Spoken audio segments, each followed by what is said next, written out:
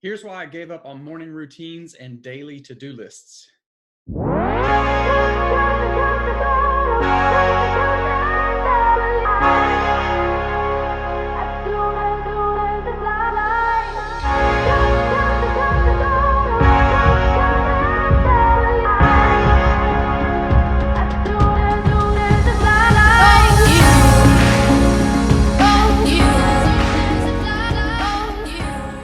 Hi guys, thanks so much for joining me. I want to talk to you about something a little bit different today than the typical funding discussions that we have. And I'd love to see your thoughts on it. So if you have some thoughts of your own about morning routines or daily to-do lists, please be sure to put them in the comments below because I'm open to the feedback. But for a while now, for a couple of years, I've been regularly keeping journals and professional journals where I have tracked the goals and the things that I want to accomplish both on an annual, monthly, weekly, and daily basis. And I have to say, in terms of tracking those things, it was beneficial because, well, I had some super productive periods. Matter of fact, just most recently in the Q4 of 2019, so the winter of 2019, during a 90-day period, I actually used Michael Hyatt's Full Focus Planner. I think it's a great book, and it really kept me focused on the things that matter to me, the goals I want to accomplish, the daily routines I need to go through to accomplish those things. I mean, I had one of the most productive quarters I've ever had. I hit almost every goal I had set for myself, and they were really beneficial for me to do that.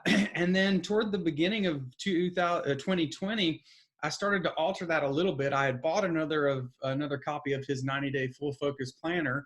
Again, I think it's a great book. I had bought another version, but I kind of wanted to move electronic instead of having paper laying everywhere. I wanted to go electronic. So I took that format and sort of created my own format inside my day one journal. So now inside of there, I had a personal journal where I wrote every morning my thoughts. And then I had a professional journal where I tracked all the things I wanted to get done on a given basis, particularly on a daily basis. And you know what? After a while, all of that got kind of burdensome. I mean, I was looking at it recently, my daily activities, and it's broken down by morning routine, pre-work routine, work routine, end of the day routine, night routine. And I have to admit to you, after a while, I just got tired of all the routines. I got tired of all the things sitting on my to-do list that I felt like I absolutely had to get accomplished. I mean, at one point, I was checking my phone left and right to make sure I was doing all the things I said I was going to do. And like I said, it was making me super productive for the most part. I was accomplishing a lot of the goals that I wanted to accomplish. But you know what? It also just became this thing dangling over my head that kind of started to drive me crazy. And so what I've decided to do right now is I really don't have as many routines anymore. I mean, I have a bit of a morning routine. I do my Bible study and I journal. I certainly glance at my calendar to see what's ahead for me, but the number of bullet points that I had to get through in a given day has just gone down to about 2 or 3 in reality. And that also applies to my to-do lists, my daily to-do lists. At one point I was doing, the top 3 things that I needed to get done every day. And I was checking those off, and then some additional things on top of that would creep up. So every time a new task came up during the day, I would log it and check it off. And so that was great. It kept me focused on some high level priorities. But you know what ended up happening?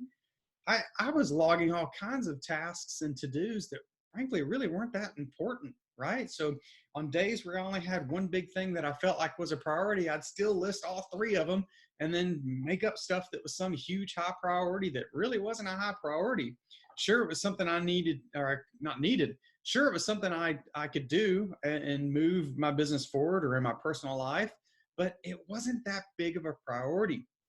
All this takes me back to the concept of essentialism, a book I recommend all the time. Check it out, from a gentleman named Greg McKeown. Great book. It's actually sitting over here to my right. It's the only book I've ever started and restarted the second I finished it. And it's kind of took me back to these morning routines, these daily to-do lists, especially when they grow too big. Those kinds of things can be important and help you be more productive. But if you're not careful, they bloat and they become just one more thing to do. And, life is full of enough stuff to get accomplished in the first place. So make sure that when you have these routines or you have these priority lists, make sure they're really priorities in the first place. I mean, in the Essentialism book, the author talks about a marketing director he was working with who had 17 top priorities that she thought were high level. And he told her to go back and reduce them. And she came back in the room after about an hour and had knocked off only one off the list. And his point is, you can't have 16 priorities.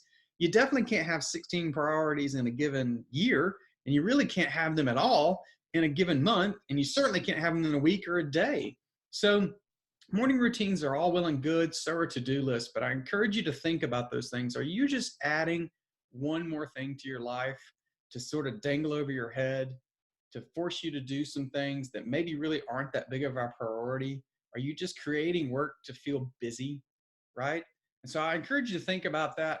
This is just me sharing a personal note to you today. I'd love to see what you think in the comments below, and we'll work it out from there. Hope you have a great day. See you later. Hey, one more quick thing before I let you go today. If the information in today's video was helpful to you, then you may want to head to the webpage listed below to check out some of the resources that I've created for people just like you. Thanks a lot. Have a great day.